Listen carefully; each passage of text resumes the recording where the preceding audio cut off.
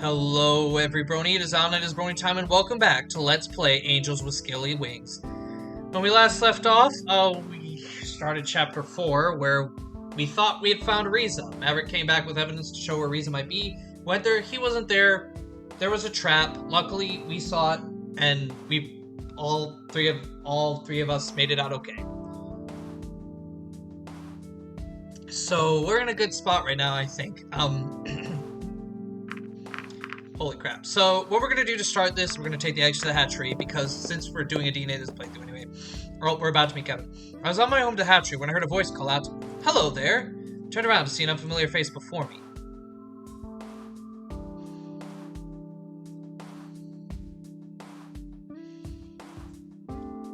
Hi, hey, I'm Kevin. Well, nice to meet you.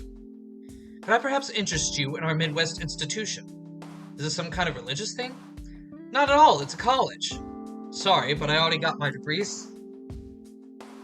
Yeah, I know, it was just a joke. Oh, so me going to college is a joke now? I'm not good enough, is that it? Not at all. Even if you wanted to study there, I don't think you'll be with us long enough to make use of it. I think that came out wrong. You're lucky I won't take this the wrong way. So you're a recruiter for this college. No, this is just my summer job. When semester starts up again, I'll actually be attending to get my degree in psychology. College. Wonderful times.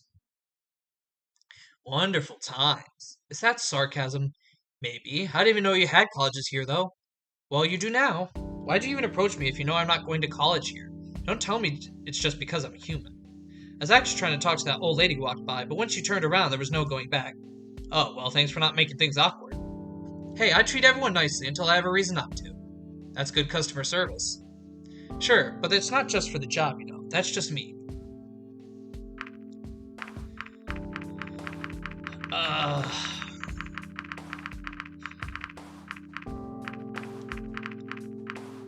I guess we'll invite him. Why don't you come over to my place later? I'd love to hear more about what college is all about in this world. And you found the right person for the job. I can't promise anything right now, but maybe I'll see you another time. For sure, I also have to finish this up here, but after that I'm free. Alright, I'll let you know. I'm here all day today and tomorrow, so it shouldn't be hard to find me. Great, I have to get going now, but I'll be sure to let you know if anything's up. Sure, see ya.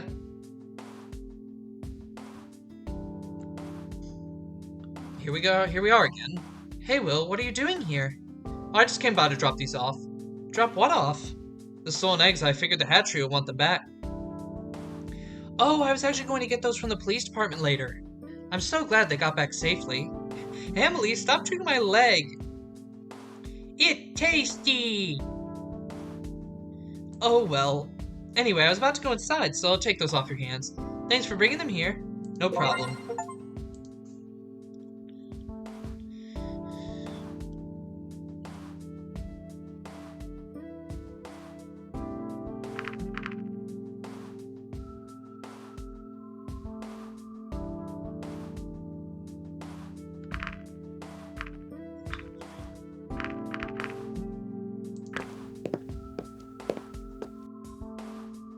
This is the right place. Can I help you? Yeah, I was just dropping on 7's off on behalf of the police. For me's a case, right? I already read the memo.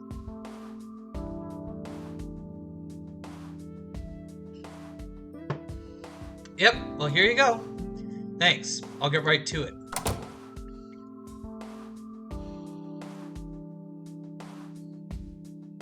Thanks for all your help. Now that the facility has received the bandage, maybe we'll discover some new. I'll take care of the remaining tasks so you can take the rest of the day off. I'm sure I have things to do other than helping the police department. It's no problem, really. My trip to your world wasn't supposed to be a vacation. Alright then, I'll see you next time. See you.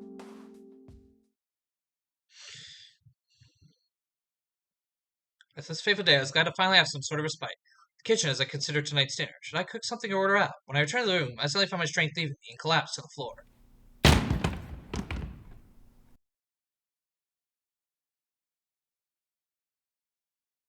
Next thing I saw was a blurry stone ceiling. As my eyesight slowly returned, I managed to sit up. I was in a cave, and before me stood a familiar, mysterious face. I apologize for the violence, but I can assure you it was the easiest way. Where am I? Is this your hideout?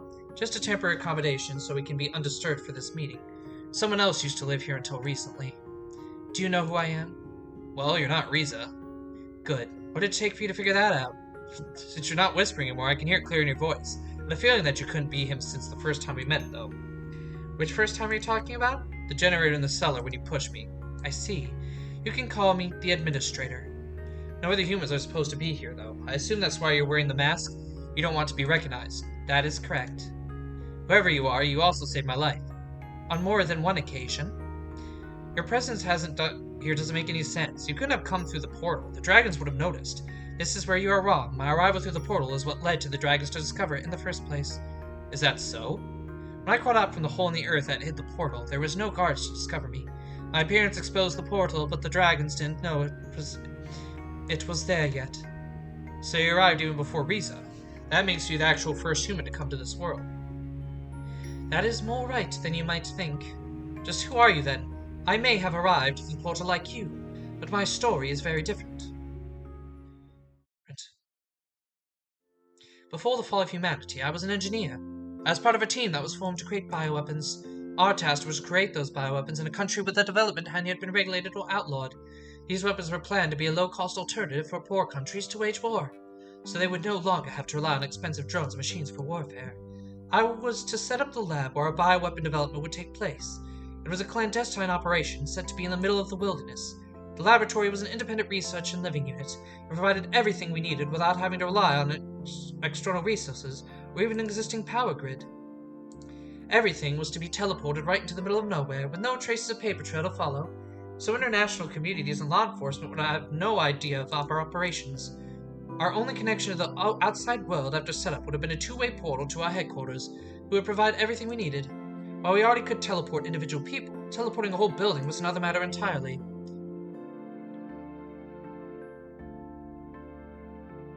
Our solution was matter compression technology. Incredibly expensive, but operating in the gray market was also very lucrative. The technology behind it was much more complicated than even teleportation, despite being based on it. While the teleportation works by utilizing black holes, the beginning of an end, compression technology relies on a loop. Heating matter in a sort of limbo state until the loop is broken. Working with black holes was very complicated to begin with, but this shape required much more finesse, and thus was much more expensive. I was to be sent alone to set up the lab in the portal so the rest of the team could arrive safely. In case you didn't know, it is possible to use a portal to summon someone to a previously defined endpoint. Therefore, it is not required to have a portal at the destination to be sent there. But as you can imagine, this is also very dangerous. A single variable day off by a fraction could mean the difference between landing safely at your destination and smothering in space. Of course, my employer did not want anything like that to happen. Not necessarily for my own sake, but because of all that unfathomably expensive equipment I had with me. Regardless, something went wrong anyway. Despite all the checks and safeguards, they can only minimize the risk so much. And if the risk is a fraction of a fraction, sometimes you're just that unlucky. And sometimes it turns out that your bad luck is a blessing in disguise. I arrived safely somewhere in the jungles of Earth, yet it was not the destination that had been planned. I knew something was off, but nevertheless I set to work immediately. At the very least, I could prepare the building. I would have shelter, and I could begin preparations for our project. Getting the portal into working order would take more time. That was a complicated process that could take several weeks. If things had gone wrong as I suspected, I would at least be able to establish contact with headquarters after the portal had been set up, and I'd be able to return. While teleporting the lab to the wrong location was certainly a costly mistake, I was still lucky to have my life. Before long, I discovered the clues about the place I'd arrived. While I was still on Earth, it was not the Earth I knew. It was Earth of 65 million years ago. We knew that by utilizing black holes for teleportation, time travel was theoretically possible.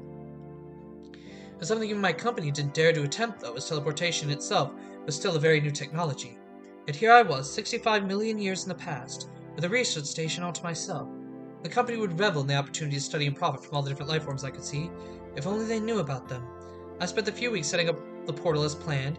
When I tried to re-establish contact with my employer, I was met with silence. Despite the time discrepancy, the portal should have been able to find my companies in the present, for a black hole sending something through time is no different than sending something through space. However, when we built the portals, we gave them a specialized configuration. It was only possible to travel through space by aligning them across time axes. That meant that I, in the past, would still be able to search for portals in the present to connect with. My counterparts in the present, though, would not be able to find me in the past, even if they tried. But I couldn't find them, not a single one. Even after checking the portal for its function, I determined that, for all intents and purposes, the portals from the company should have been there to connect with.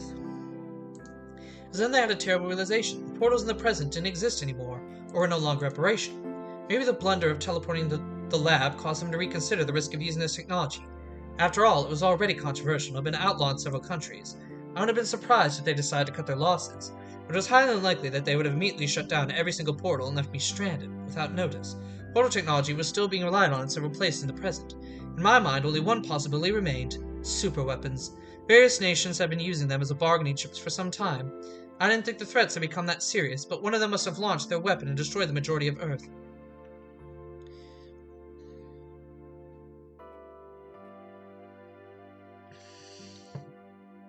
Could have been the result of a malfunction, or perhaps the political situation escalated. Either it was not possible for me to establish any means of communication to find out what really happened.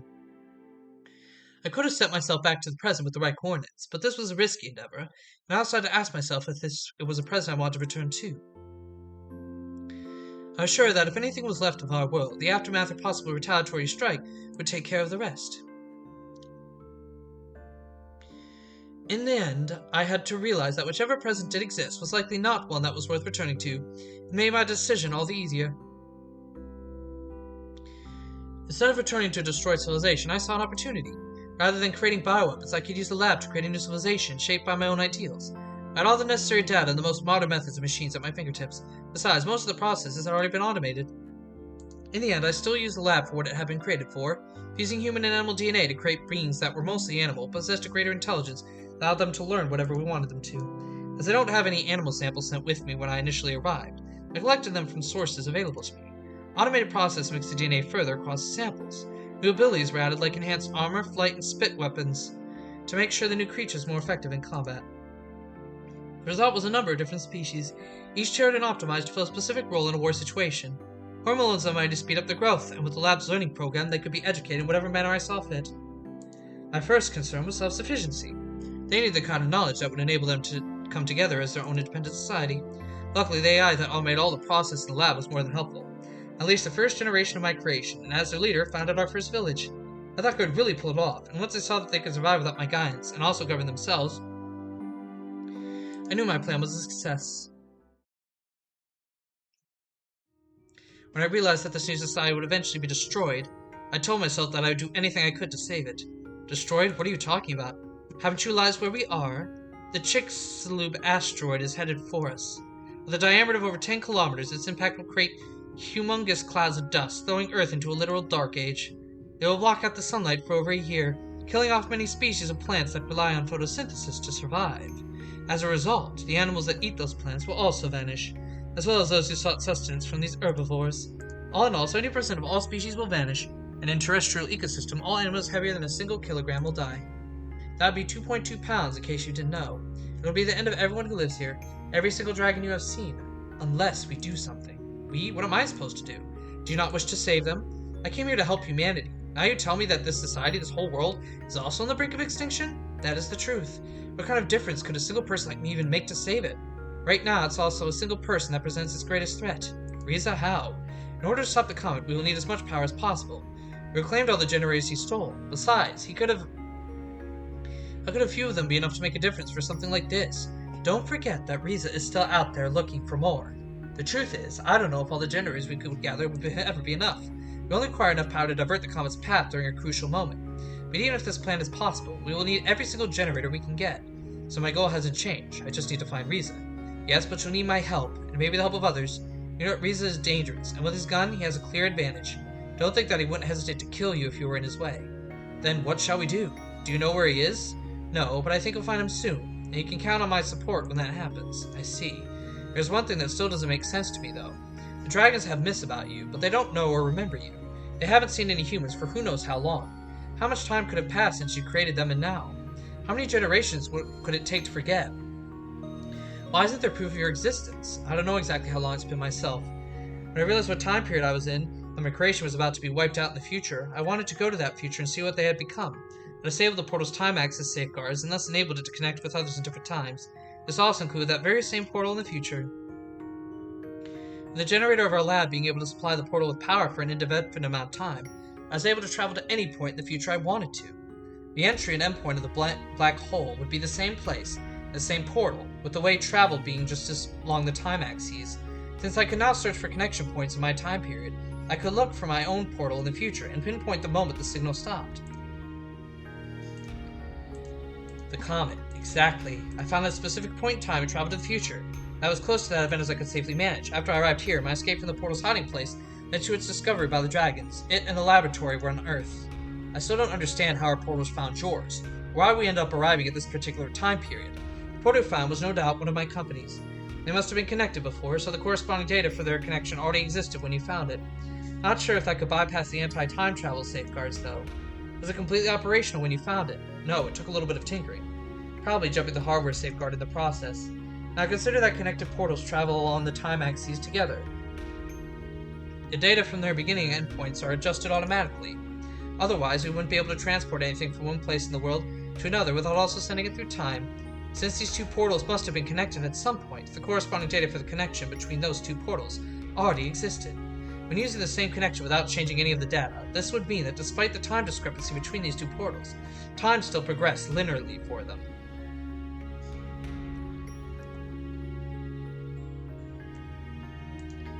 I'm not sure I understand. Let me try to rephrase that. The portal you found and my own share a connection. However, while the connection is locked to a certain place, which is wherever the portal is at the very moment, it is not connected to a specific point in time. For us and the physical machines that are the portals, time passes linearly, and we can't do anything about that. However, for the black holes, this isn't the case. Just their entry and endpoints can be in different places. They can also be in different times. In order to not send something through them when we just want to transport something from one portal to another, the portals are anchored together in such a way that the time data is automatically synchronized. Essentially, this means that ever since you arrived in this world, the same amount of time has passed for you has also passed to the place where you came from. I see. So despite being in different time periods, time still passes linearly on both sides of the portals. Otherwise, it would not have been possible for you to send messages back and forth to each other.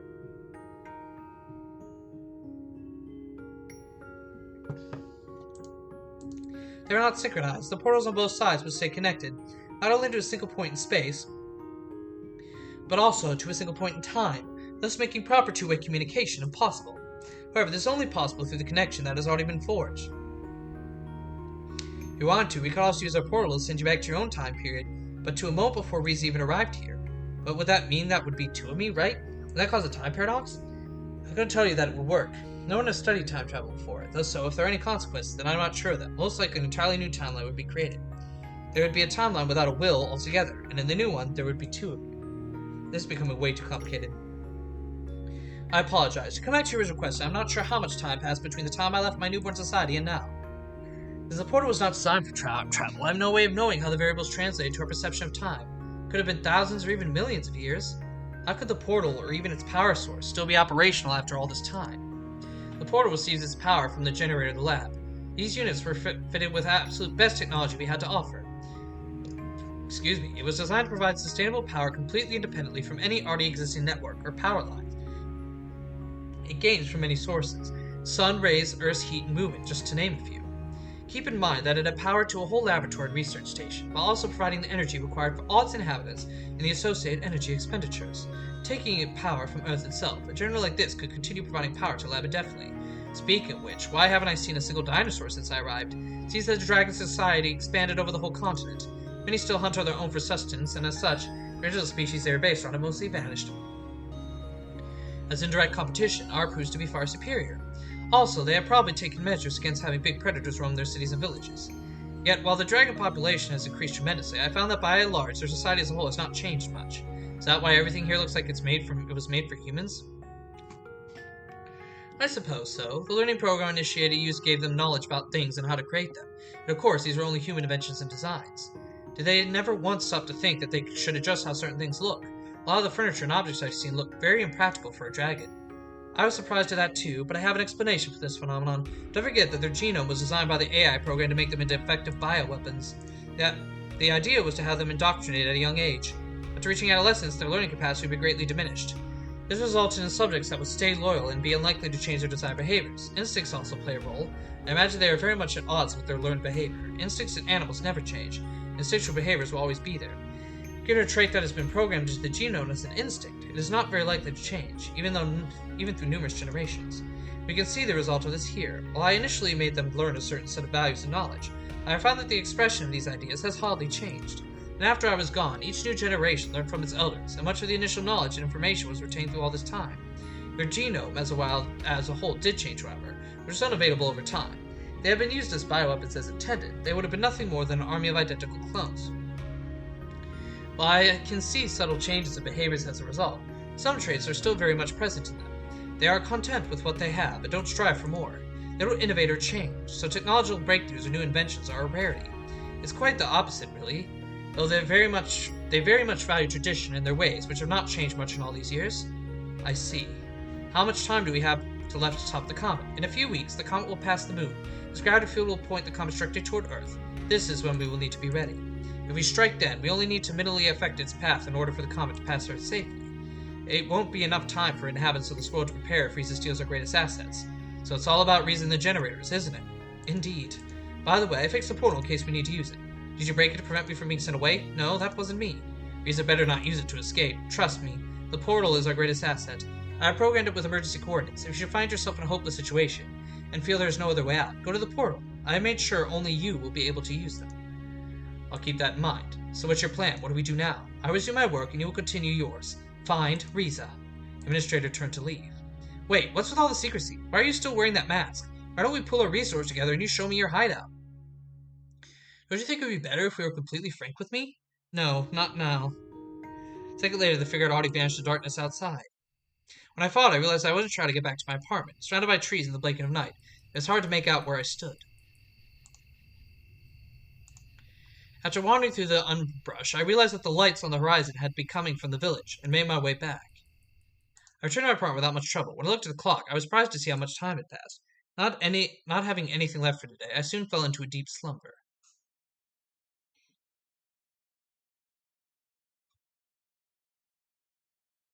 There's nothing for me to do this morning. I guess they don't want me at the police department out their minds. Seems like I got some messages. Hey, you coming to see the show? It's going to happen pretty soon, you know. Trained so much for this, you wouldn't believe. Probably harder than I ever trained in my entire life. I really hope you can make it, because I want to show you all I've got. All I've got.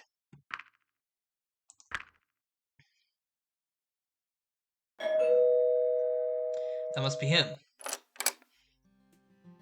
Hello. Good to see you again. This is where you live, huh? For the time being. That's pretty nice for a small town like this one. Are you not from around here? No, I'm just here for the job until the next semester starts. Basically, I'm trying to drum up interest for the college and see if there's anyone around here who'd like to apply for it. How's that working out? Well, I haven't actually met with many candidates out here so far. For a town like this one, it's typical for the young people to go into an apprenticeship to prepare for their future job rather than go to college. But if there's anyone willing, we want to find them. Even out here? Yeah, there's always need for more highly educated people in the cities as they expand. Cities? That's the first I hear of the cities in this world. I thought this town was where it's at.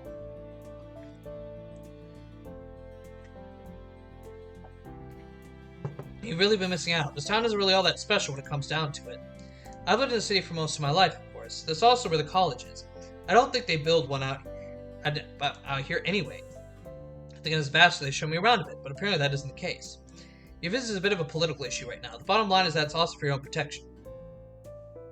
Every stand around in the portal has been a well-kept secret. People know that it exists, and we currently have human visitors, but the exact location is only known to those who live here.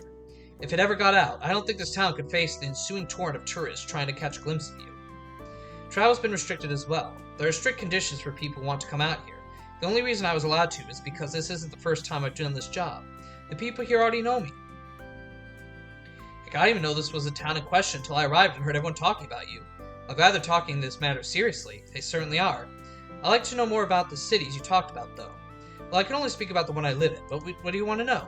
I really have this town as a point of reference, so why don't you tell me about what's different? Gee, that's only pretty much everything.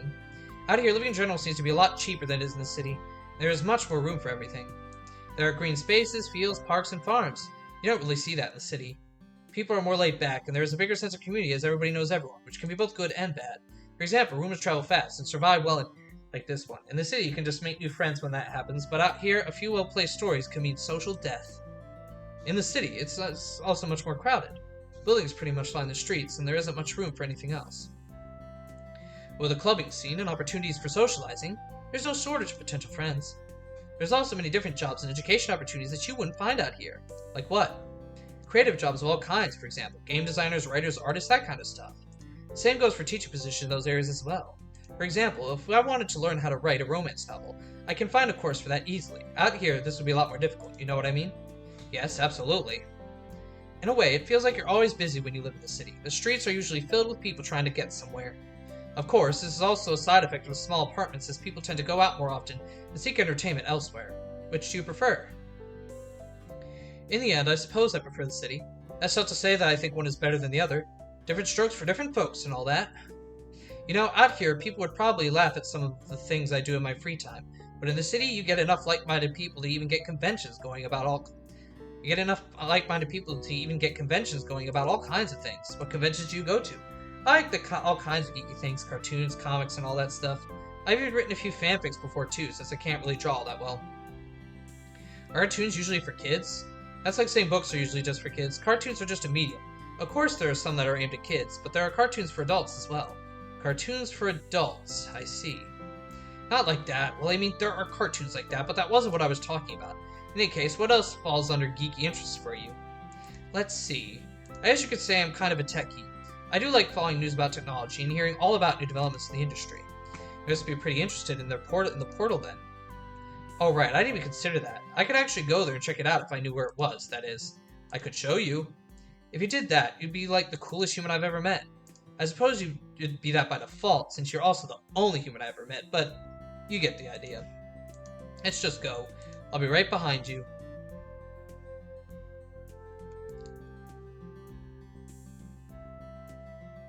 There it is in all its glory. That looks so much cooler than I thought it would. Halt! State your business. I just wanted to show the portal to my friend here. Halt! State your business. Well, friend, you can look at it, but don't touch anything. And no photos either. Do I look like I have a camera? Well, you could be hiding something in your fur. Are you going to give me a pat down? I don't think so. What's that, though? Flyers for our newest institution. I can give you one if you're interested in going back to school. No, thank you. I'm quite happy with my current job, which is protecting the portal from any unsavory individuals. What's up with you, Sebastian? Just doing my job, Will. He could be a spy. Really? There has been a lot of interest in the portal from the cities. They made us offers, but for now we're not doing anything until we see how your visit turns out. In the end, it's just a political power struggle. Small towns like us have to protect our interests. And in the process, reinforce the stereotype of country bumpkins being conspiracy nuts. You know I could arrest you, right? Respect is a two-way street, just saying. Trust is good, but control is better.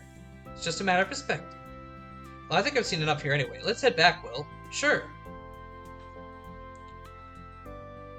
You're not going to leak anything, are you? Of course not. Not that I think about it. I totally could, though. Oh, really? I have some connections and a potential audience. Now you're starting to sound like Sebastian had a point. Not really. I just know a few people from writing a column in our college magazine. It got popular enough that it was even featured in the local newspaper for a while. Interesting. What did you write about? Nothing special. Nothing special, really. It's just commentary about current events. I see. I guess you were pretty involved in your local community then. No more than anyone else, I think. What's it like to actually live on campus? College in general was a pretty unique period of life, I'd say. Something I noticed that some people are not prepared for the independence they have when living on campus.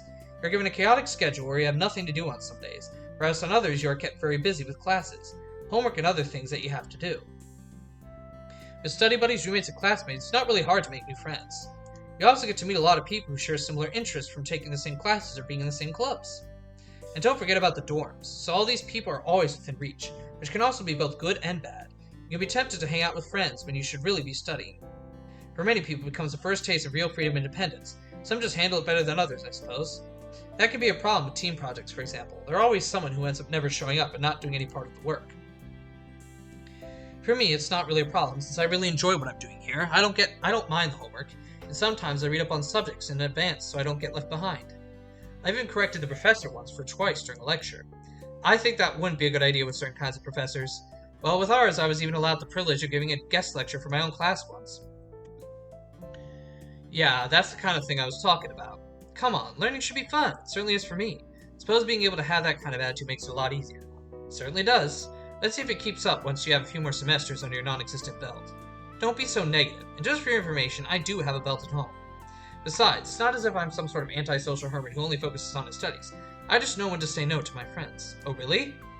Yes, we usually get together on the weekends and do some cooking together. People can only stand so much frozen food before they get sick of it, and eating out in the city can add up pretty quickly if you're not careful. I see. We rotate the cook every week, but apparently people are looking forward to when it's my turn. I've got a lot of compliments for my homemade mac and cheese. Now you're making me hungry. I bet they all miss it, but they'll get to taste it once again once summer vacation is over in a month or so. And in the meantime, you're just out here handing out flyers. Yep, it's good to help our college, and I can also save up a bit of process. It's certainly easier than trying to struggle a job and homework at the same time later on if things get tight. What were you studying again? Psychology. I see. Alright, go ahead and analyze me right now. It doesn't really work like that. I know, you just passed the test. Oh, I know what you're getting at. Maybe I'll steal the test from you, though. Might be worth trying it out on a few people I know. Be my guest. On a more serious note, tell me something about what you're learning. What? Anything. Get an idea of the subject and whether it's comparable to our own understanding of psychology. I see. Well, I could tell you about an old and very simplified model of our psyche that we get taught in introductory classes.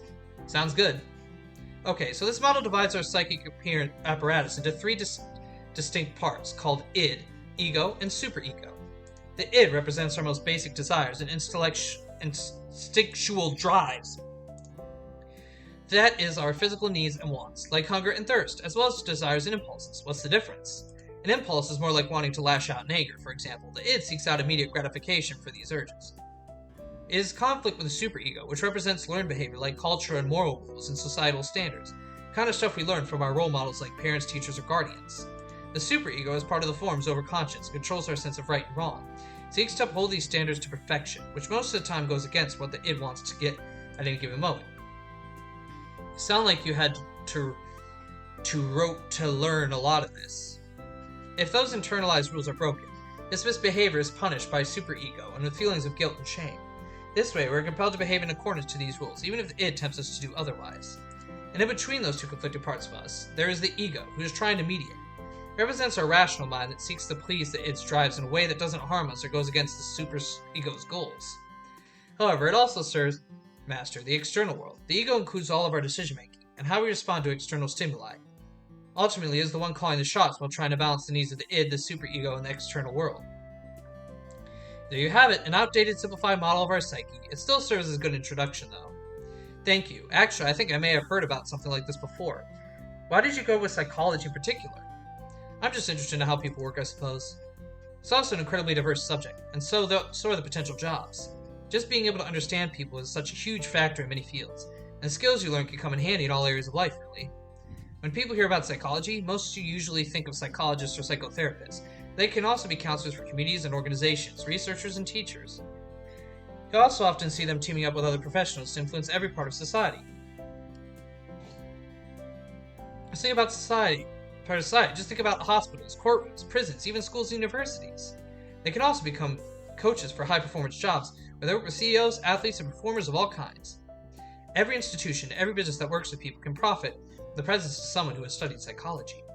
That's why you'll also find a kind of knowledge to be incredibly helpful even when you are a manager or in sales, because those jobs require empathy and an understanding of your client's needs. Understanding people is just something that can come in handy pretty much wherever you go. That's what psychology is all about. Even in video games, psychology is a factor. Horror games are an obvious example, but also tutorials or UI design and how people interact with your game. Psychology and player expectations are always going to be a factor. I think I get the idea. Out here, I think a lot could still be done to improve the image of the field, you know. What do you mean? There's a bit of a stigma to admitting that you need help, especially when you're doing fine physically. For them, it's a sign of weakness, so in order to preserve their image, they hide everything away, but locking away those feelings doesn't solve the problem. If anything, it only makes it worse. Is that something you'd like to work with? Me, honestly, I don't know if I could tackle a big issue like that. It's good for me that psychology is such a diverse field, because I'm not quite sure where I'm going with it yet. What particular job I'd like to have after I'm done with my studies? I see, I think I'll still have plenty of time to figure that out. Yep, before I came here for my summer job, I was interning at a psychotherapist's office for a month. I got to hear about some very interesting and also tragic cases. I thought I wanted to help people with issues like that, but sometimes it's pretty hard not to be affected too much by those stories. So I'm not sure it's the right job for me. But you're already working with people, right? I don't know, maybe learning there was a little too close to the sun for me. If you didn't, you would be... Why would you be the one to hand out the flyers? It's just like you mentioned earlier. Psychology comes in handy with sales and similar jobs where you have to interact with people. Handing out flyers is pretty similar to that, don't you think? I guess so. You seem to be doing well enough with that. You're helping to bring your college and people together. And in this way, you're helping both. And it's been a lot of fun, too. After all, I got to meet you and even got a glimpse of the portal. Who knows, maybe one of those people you handed a flyer to will one day turn out to be famous for their work. Now, I think that's a little too idealistic, but I get your point. It doesn't always have to be about big problems. Little problems need solving, too. Like what you're eating in the weekend? Haha, yeah. What about you, though? What do you mean? Well, I don't want to pry, but we've been talking all this time, and you know a lot more me now than I do about you. Maybe you can't say anything about where you grew up or what you study, because it's top secret or whatever. But I'd be lying if I said I wasn't curious. Well, I don't like talking about myself all that much, and I think there are some things that are better left unsaid. I see.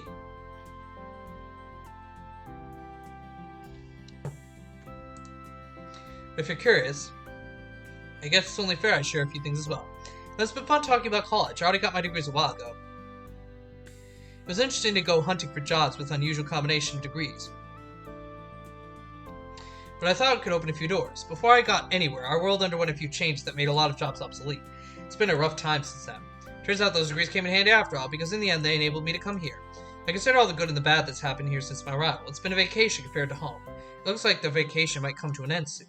I don't know what's going to happen after that. I can only hope my visit here will have started something that will mean change for our world. But I'm not sure if that's going to happen. I should be such a doubter. Sorry for bringing it up. But maybe that explains why I don't like talking about it. What's your professional opinion on this? Well, my professional opinion as a flyer distributor, I recommend a generous application of hugs. That's just me. You look like you need them. Go for it.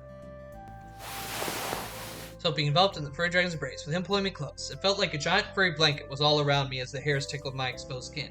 A few seconds, we parted, and he took a step back again. I hope things can be better for you in the future. I don't think I can do anything to help with that, though. I know. You prefer the little problems. It's getting dark. I should probably head out and look for a cave, or else I'll have to sleep in the streets. What are you talking about?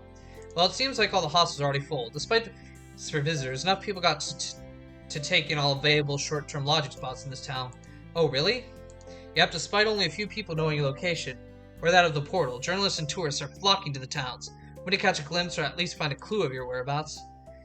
Hella leaves me with the option of finding or renting a cave for the night, or sleeping in the streets. Not that I mind sleeping in a cave, but for someone like me, it's usually something for an adventurous weekend than a way of life, and rocks don't exactly make for the best bedding. You could sleep here. Really? Yeah, there's plenty of room here, and it's kind of my fault that you couldn't find another place anyway. I guess it means you don't treat the officer suspicious about me being a spy then. Not really. You know, I could totally take this room apart while you're sleeping. You're not helping your case there. Besides, you won't really find anything special here. Hey, I'd keep an eye on the copy of Draconic Desires you got on the shelf there. I'd be tempted to snatch it when you're not looking. Like, I don't mind. If you need something for bedtime reading, feel free to help yourself. Oh, I will.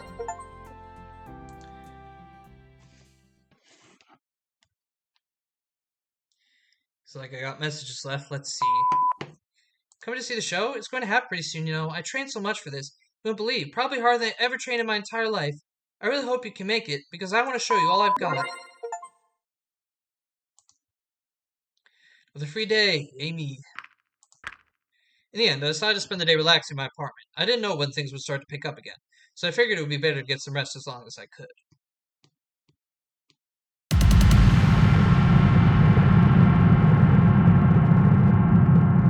Jesus. Well, guys, here we are in Chapter 5. It took about 10 extra minutes to get there.